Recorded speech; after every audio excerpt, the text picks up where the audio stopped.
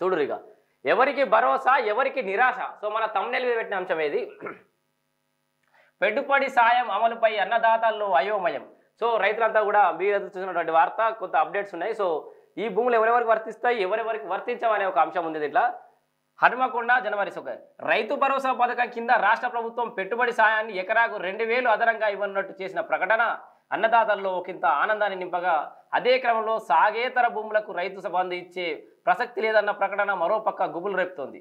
So ఈ నిర్ణయం అర్హులైన రైతుల్లో మోదం, అనర్హుల ఖేదం కలిగిస్తోంది. సాగేతర భూముల యజమానులను రైతు భరోసా జాబితా నుంచి తొలగిస్తే పెట్టుబడి సాయం పొందే వారి సంఖ్య చాలా వరకు తగ్గే అవకాశాలు ఉన్నాయి. దీంతో ప్రభుత్వానికి ఆర్థిక భారం కూడా తగ్గుతుంది.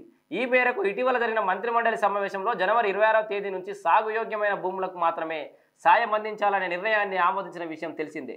దీంతో సాగు యోగ్యమైన భూముల గుర్తింపు ఏ విధంగా జరుగుతుందోనని, సో ఈ వ్యవసాయ యోగ్యమైన భూములకు మాత్రమే రైతు భరోసా ఇస్తామని చెప్పేసి సర్కారు చెప్పిన నేపథ్యంలో, సో ఈ ఎంపిక ప్రక్రియ అనేది సాగు యోగ్యమైన భూమి ఏంది, సాగు యోగ్యం కాని భూమి ఏంది అనేది ఏ రకంగా గుర్తిస్తారు, సో వాళ్ళ దగ్గర ఉన్న ప్రామాణికాలు ఏంది, వాళ్ళ దగ్గర విధి విధానాలు ఏందని చెప్పేసి రైతుల్లో గుబులు పుట్టుకుందట.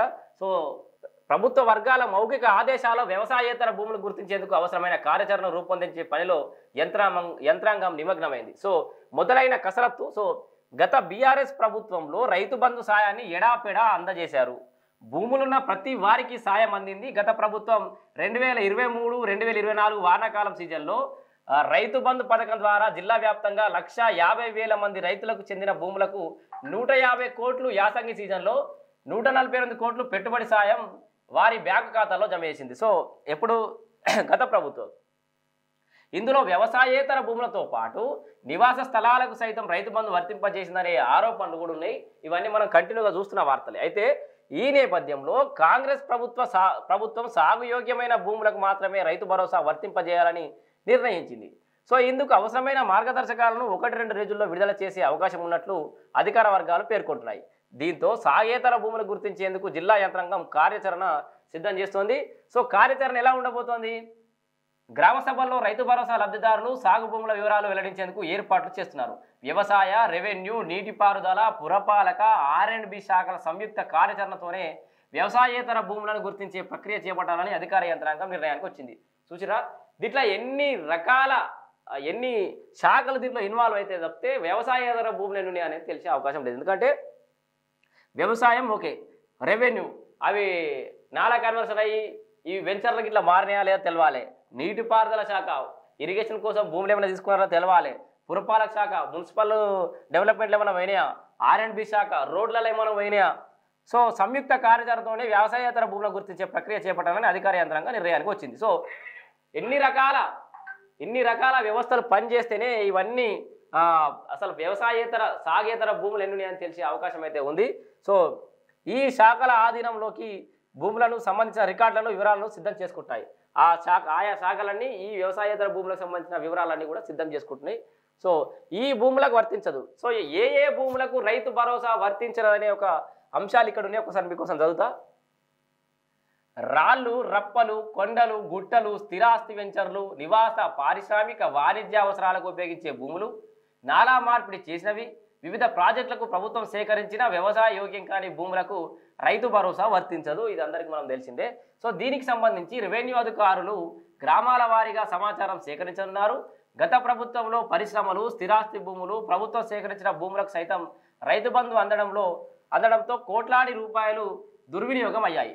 ఈసారి ఆ పరిస్థితి ఉండబోవడం లేదు. రైతు భరోసా పథకం అమలుకు ప్రభుత్వం సాగులేని భూమి లెక్కలు తేల్చేందుకు సర్వే, శాటిలైట్ మ్యాపింగ్ ఆధారం చేసుకోనుంది. సర్వే చేయడం, శాటిలైట్ మ్యాపింగ్ కూడా చేయడం అనేది ప్రభుత్వం ఆధారంగా చేసుకోబోతుంది. ఈ కారణంగా జిల్లాలోని మండలాల్లో సాగులో ఉన్నవి లేనివి తేట తెల్లమవుతాయి. దీంతో పాటు రైతు భరోసా వర్తింప చేయాలంటే తమ భూములు సాగు యోగ్యమైనవని, సాగులో ఉన్నాయని రైతుల నుంచి ప్రమాణ పత్రాలు అంటే అఫిడవిట్ కూడా ప్రభుత్వం తీసుకున్నట్టు తెలుస్తోంది. రైతు భరోసా ఏ భూములకు రాదో వివరించేందుకు రెవెన్యూ అధికారులు గ్రామ సభలు నిర్వహించేందుకు ఏర్పాట్లు అయితే జరుగుతున్నాయి. అంతేకాకుండా రైతు భరోసాకు కొత్తగా ఎలాంటి దరఖాస్తు చేసుకోవాల్సిన అవసరం లేదని ప్రభుత్వం స్పష్టం చేస్తోంది. రైతు భరోసా రావాలంటే ఇన్ని రకాల లిటిగేషన్లు, ఇన్ని రకాల వ్యవస్థలు పనిచేయాలి. సో రైతు భరోసాకు సంబంధించిన అంశం ఎవరికి భరోసా ఎవరికి నిరాశ అని చెప్పేసి అయితే మనం చూసినాం కదా. పెట్టుబడి సాయం, సో అర్హులైన వారిని గుర్తించేందుకు సన్నాహాలు, సాగేతర భూముల గుర్తింపునకు అధికారుల సర్వే, శాటిలైట్ మ్యాపింగ్ ద్వారా అంచనా, 1-2 రోజుల్లో మార్గదర్శకాలు అయితే రానున్నాయి. సో 26 నుంచి ఇంద్రమ్మ ఆత్మీయ రైతు భరోసా పంపిణీ తగ్గనున్న లబ్ధిదారుల సంఖ్య. మొత్తంగా లబ్ధిదారుల సంఖ్య తగ్గి ప్రభుత్వానికి భారం తగ్గించే కార్యక్రమం తప్పితే మరొకటి లేదు. సో ఏ రకంగా ఈ సాగు చేసే భూములను గుర్తిస్తారనే చెప్పేసి అయితే మార్గదర్శకాలు ఇక రాలేదు. మరొక 2 రోజులలో దీనికి సంబంధించిన మార్గదర్శకాలు అయితే వస్తాయి. దీనికి సంబంధించి ఎవరెవరికి రాదని చెప్పేసి అయితే అంశాలు ఉన్నాయి. అండ్ అఫిడవిట్లు ఇవ్వాలట, నా భూమి సాగులోనే ఉంది అని చెప్పేసి రైతు ప్రమాణ పత్రాలు ఇవ్వాలట. అసలు మీరు చెప్పిన విధంగా అన్న మాట ప్రకారం ఇచ్చిన మాట ప్రకారం రైతు భరోసా ఇస్తామని చెప్పేసి మీరు ప్రమాణ స్వీకారం ఏమైనా చేసిర్రా? మీరు ప్రమాణ పత్రాలు ఏమైనా ఇచ్చిర్రా? ఇలా తెలంగాణ రైతాంగం అంతా అడగాలి. తర్వాత ఎవడైనా ఇప్పుడు ఎలక్షన్లకు వచ్చినప్పుడు మరి ఏమైనా హామీలు ఇచ్చినప్పుడు అఫిడవిట్ తీసుకున్నామని చెప్పేసి అడగాలి. ప్రతి ఒక్క లీడర్ని కూడా మీ కాన్స్టిట్యూన్సీలకు వచ్చిన ఎమ్మెల్యేని కానీ, ఎంపీలు నిలబడ్డాడు కానీ, సర్పంచ్ కానీ, ఎంపీటీసీ కానీ, జెడ్పీటీసీలు కానీ వాడు ఏ హామీ ఇస్తే ఆ హామీకి అఫిడవిట్లు అడుగురిగా. రైతు భూమి సాగులో ఉందని అఫిడవిట్ ఇవ్వాలనా? మీకు శాత కాదా సర్వేలు చేసుకోవడం? మీకు శాత కాదా? మొత్తం శాటిలైట్ మ్యాపింగ్ అంటారు, టెక్నాలజీ అంటారు, ఈ క్రిసాట్ ఉపయోగిస్తూ అంటారు, వాళ్ళ సేవలు వాడుకుంటూ అంటారు. మళ్ళీ రైతు అఫిడవిట్ల చుట్టూ ఈ 100 రూపాయలు 200 ఖర్చు పెట్టుకొని ఆడ ఆల్కూడి విడిచిపెట్టుకొని నాటేసి విడిచిపెట్టుకొని మీ చుట్టూ తిరగాలనా? మీరు రాజకీయాలకు మీ నోటికి ఏ మాట ఆ మాట చెప్తారు. మీ రాజకీయాలకు మా రైతులు బలి కావాలి, మా రైతులు లైన్లు కట్టాలి, మా రైతులు ఆగం కావాలి, రైతు భరోసాకు లైన్లు కట్టాలి. ఇక ఏ అంశమైనా నువ్వేమి ఇస్తానా రైతు వ్యవసాయ కూలీలకు ఇస్తా అనే దాని గురించి లైన్లు కట్టాలి, మీ సేవల చుట్టూ తిరగాలి, ఎంఆర్ఓ ఆఫీసుల చుట్టూ తిరగాలి. నీ రేషన్ కార్డుల గురించి కావాలంటే ఆ కుల ధృవీకరణ పత్రాలు కావాలంట, ఇంధన మిల్లు కావాలంటే ఇంకేదో క్రాస్ చెక్ సూపర్ చెక్ అనుకుంటా ఆగమగం చేసుకుంటూ టైం వేస్ట్ చేసి చెప్తే నువ్వు ఇస్తానే ఏందో ఇస్తే ఇయ్యి, లేకపోతే సపడెక్క నోరు మూసుకొని సపడే కూర్చోవాలి. ఈ హామీలు ఇచ్చుడేంది, ఈ కథ కార్ఖానేంది, ఈ రైతులు ఇట్లా దిప్పుడేంది. సో తెలంగాణ రైతాంగం మొత్తాన్ని కూడా నేను ఇక్కడ నుంచి చెప్తున్నా. సో తెలంగాణ రైతాంగం అంతా కూడా వీలైతే మీరు కూడా అఫిడవిట్లు అడుగురు. ఏ రైతు ఏ లీడర్ వచ్చినా కూడా అఫిడవిట్లు ఇయ్యమని అడుగుడి. ఏ భరోసా ఇచ్చినా, ఏ నిరాశ అయిందినా, ఏం స్టోరీలు చెప్పినా కూడా అఫిడవిట్ ఇచ్చి మాట్లాడమని చెప్పారు. ఇక్కడ రైతులు అంటే అఫిడవిట్ ఇవ్వాలన్నట. మరి ఈ శాటిలైట్ మ్యాపింగ్, ఈ సర్వేలు ఇవన్నీ చెప్తున్నావు కదా. ఇక సర్వేయర్లకు ముచ్చట మరో రకంగా ఉంది.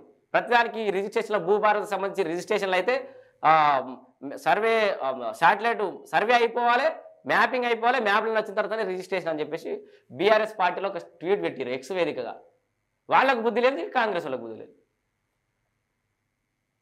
వాళ్ళు 250 మంది 300 మంది ఎంతోమంది సర్వేయాలు ఉన్నారట తెలంగాణ రాష్ట్రం మొత్తంలో. సర్వేకి ఎప్పుడో ఫీజు కట్టుకుంటే ఎప్పుడో కానీ రారు.